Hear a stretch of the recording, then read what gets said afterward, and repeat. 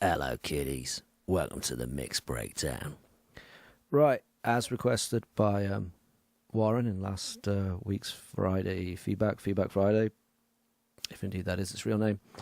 This is a breakdown of the vocal processing I did for my 25 Ago remix.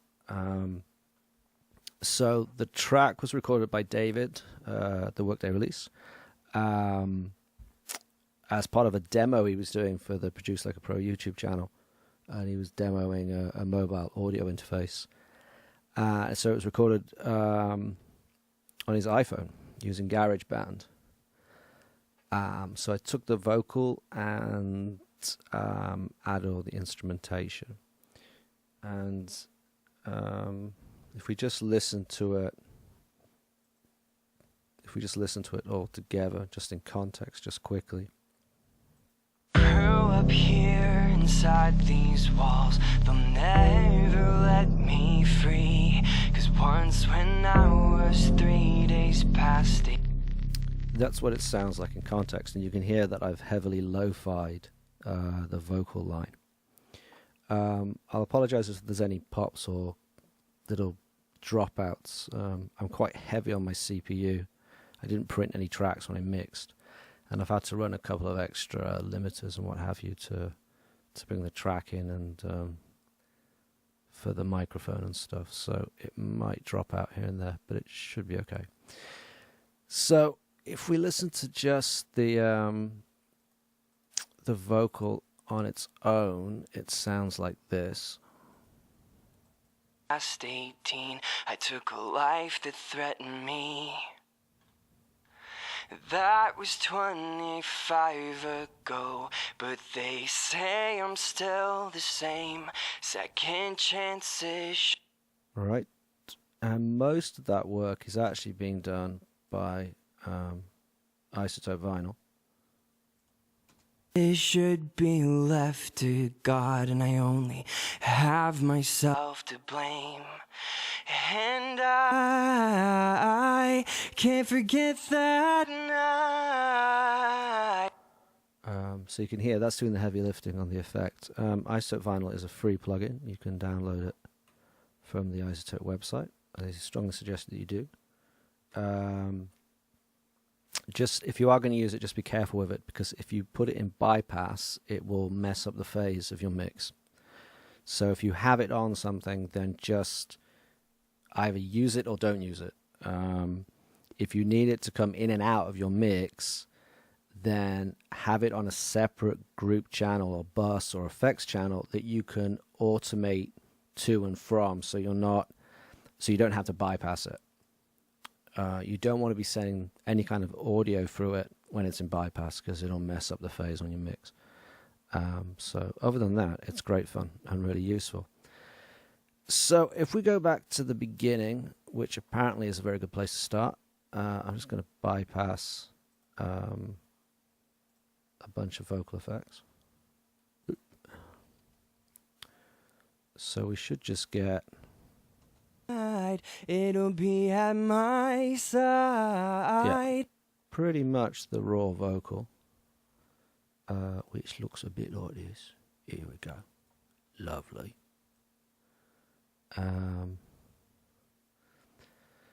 So what are we doing on this? So this is the main vocal as it came in from the mixer face interface. It's a mixer face interface, apparently.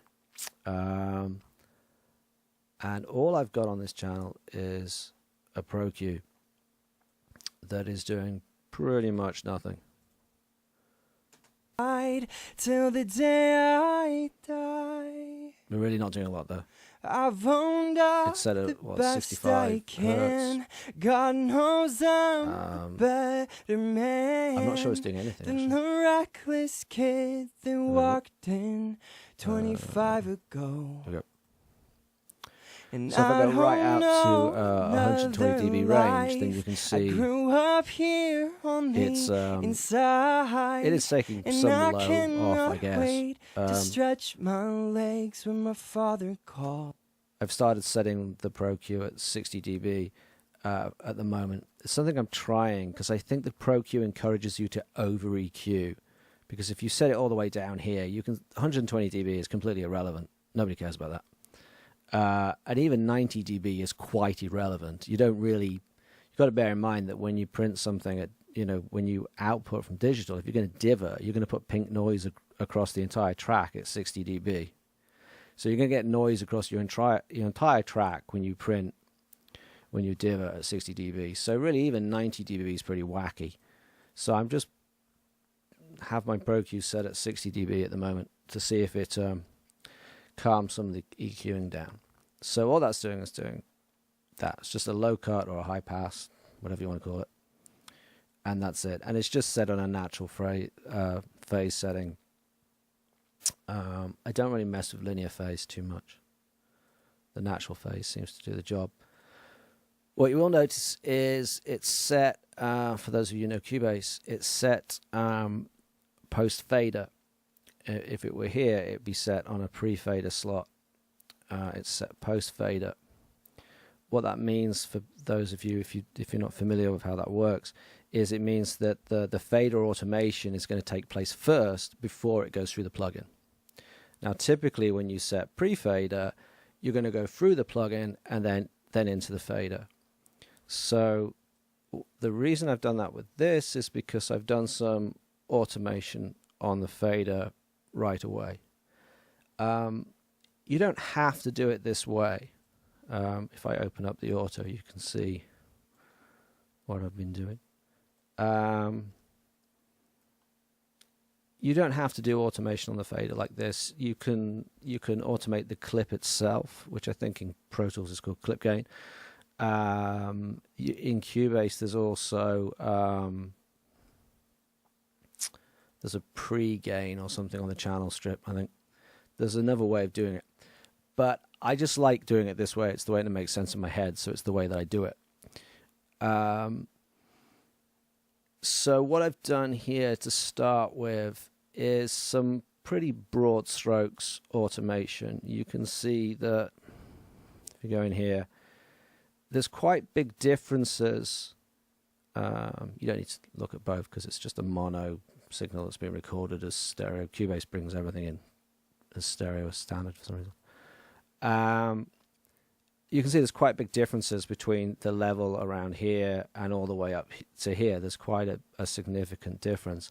And the reason you've got that difference is because there's no front end. There's no compression going in when the signal's being recorded.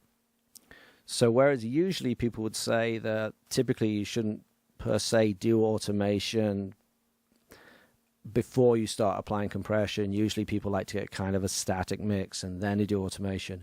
When you've got stuff like this, if people record it on a 2-in, 2-out, if you're working with unsigned artists or whatever that have recorded at home, and they don't have any kind of extra hardware, they don't have compression, I find it's very useful to do a little bit of broad strokes automation on tracks, and that way I don't want to be under or overworking the compressor.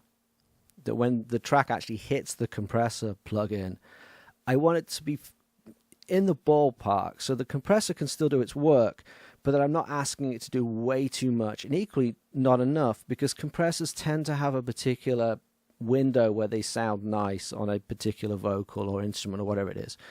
And you want to be able to set your compressor at a particular spot and have a sense that it's going to work within a reasonable range of that. And that's all this is really doing.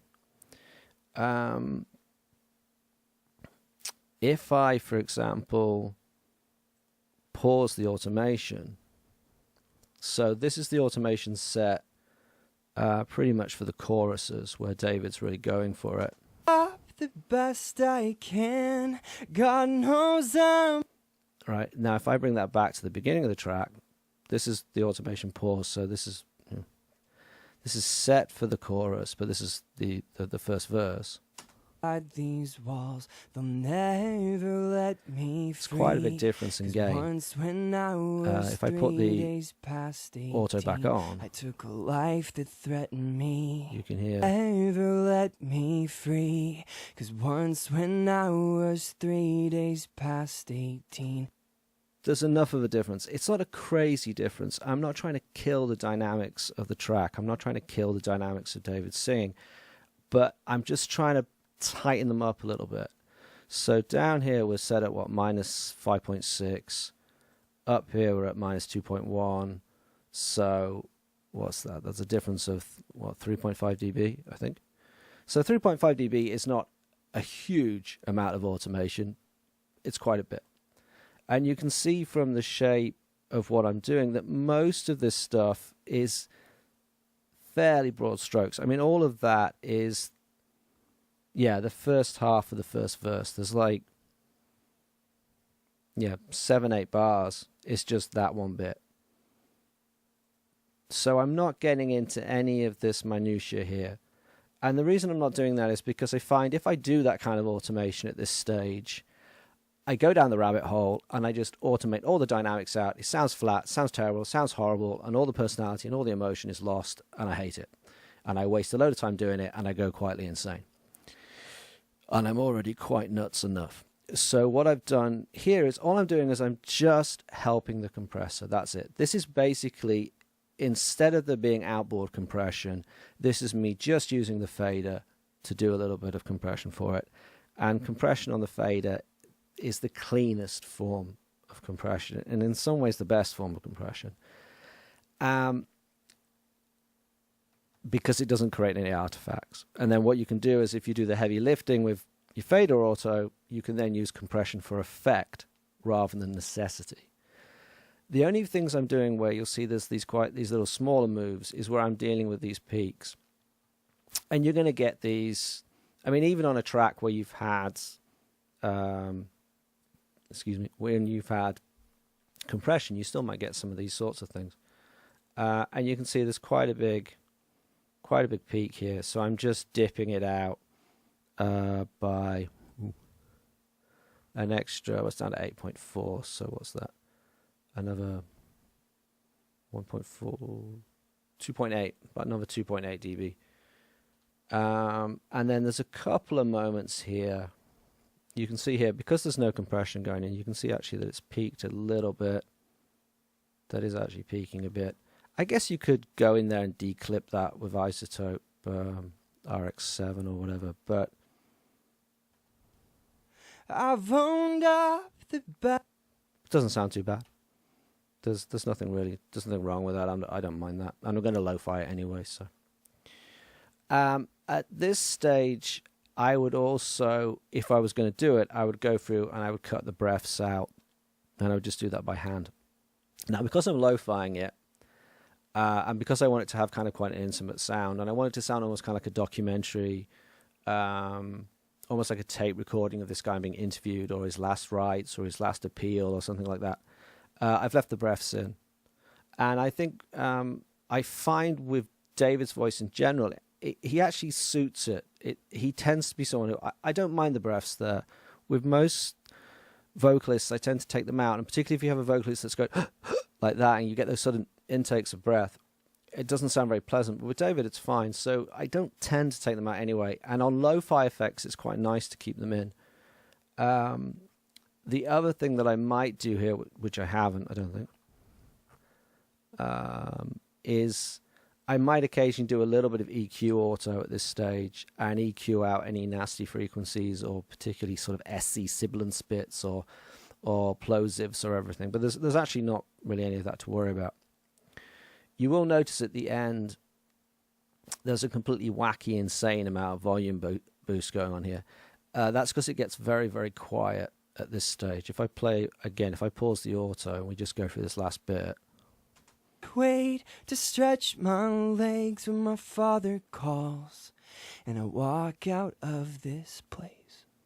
You can hear it gets quite quiet at that very last bit. I put the auto back in. And I walk out of this place.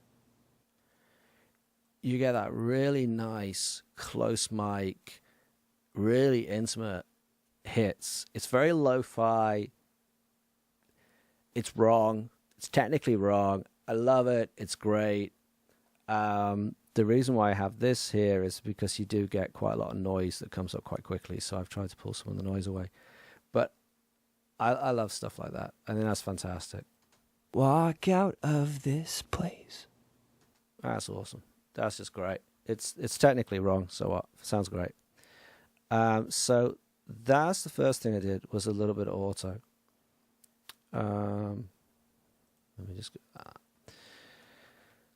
So next up, I go out to a couple of effects channels, nothing too crazy. Sometimes I get nuts with the amount of parallel processes I'm doing for vocals, but not so much with this.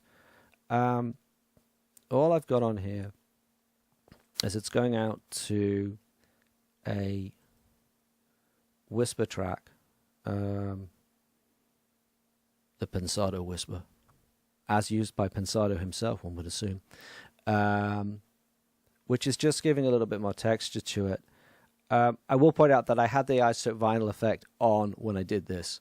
If you are going to put a heavy effect on, like the isotope vinyl effect, it's a good idea to put it on first before you start applying these things. Otherwise, you've got no idea what it's going to do. So if we just stick that on. Grew up here inside these walls. They'll never let me free. 'Cause once when I don't think was you'll 3 even days come and tell the past difference. 18, I took a life that threatened me. That was So that's without 25 Morphoda. ago, but they say I'm still the same. And that's with it. Second chances should be left. I don't know if you can hear a difference or God, not. and I There is a only difference. It's giving it a little have bit of texture. myself to blame. It's giving it just a little bit of texture. It's a nice trick, and it's just a preset. I'm not doing anything else but that. Let me have a look at this. There's a couple of things going on. One of the things that I like to do with these kind of effects that are going to get blended in very, very low is I like to pitch correct the schnizzle out of them before I go into the effect.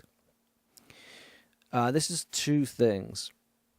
The first thing it does is it kind of papers over the cracks of the pitch in a way that you can't hear that it's doing it. So particularly for singer-songwriters and folk and a lot of independent music, where the fans of that type of music really don't want to hear pitch correction. They don't want to hear stuff being T-blitzed. It's a good way to pitch correct, kind of, on the sly. So you're doing a little bit of pitch correction. It's not a lot. It really isn't. But the other thing is, because it's being applied so heavily, and this is being applied at the full whack, it's also modulating the signal. And to me, it makes everything sound just that little bit bigger because it's being modulated. It gives you a little bit of size on the vocal. And again, it's not a huge thing, but it all helps. So just little bits, here and there really help. And this is just the standard pitch correction that comes with Cubase. I think it works very well, and it's just set to the key of the track, and that is that. After it goes through that, I then compress the schnizzle out of it. The reason I'm doing that as much as anything is because I haven't compressed the vocals yet. I've automated, but they haven't gone through compression. Now, I used to do it. I used to go through compression and go into all the effects. I don't anymore. I like doing it this way, really just so I'm not compressing more than I need to. I don't want to compress stuff and then go through the effects and then compress again and more and more and more and more. I'm trying to use as few plugins as possible, although it may not look that way. So I'm just compressing the schnizzle out of this, and it's just set. I'm an 8:1 ratio of an auto release, fairly fast attack time. That's just dialed in by ear. I'm not really paying much attention to it. And then after it comes out of Morphoda, there's a Pro Q that's just topping and tailing it, and just pulling out a bit of 740. I don't know why. I assume because there was a bit of frequency coming up. That will just be to correct a bit of nasty frequency in it. Blame, and I can't forget that night. you'll be at my side till the day I die. Yeah, it's got a slight flat sound to it. I've owned up the best I can. God knows I'm better. There's a bit of sort of noise. There's a little bit of sort of flat kind of slightly nasally sort of noise. That's the Morphoda and the isotope vinyl not blending very nicely together. One of the things you'll find if you do heavily affect a vocal, and you've probably found this already, is that you kind of pay a price for it. Whenever you put like a really heavy effect on a vocal line, you're going to have to manage that effect a lot. And that's nothing to do with David singing. The vocal performance and the recording is great, really great to work with. It's purely because I've stuck isotope vinyl on it.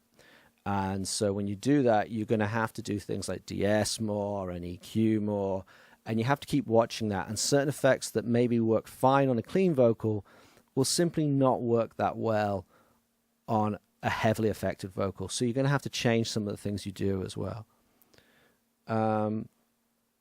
So we've got the whisper track, and then we've also got tried and true Echo Boy, because it's great.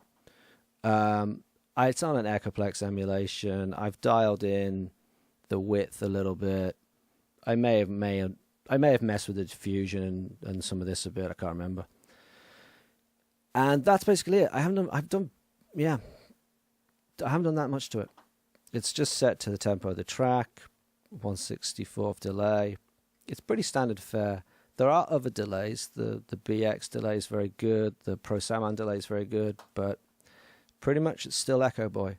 And again, we've got a little bit of this going on.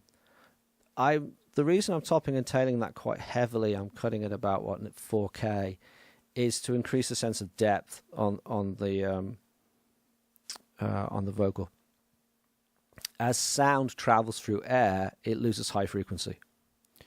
So if you pull out some of the high frequencies, you'll make things sound slightly further away, and that can help create depth in your vocal.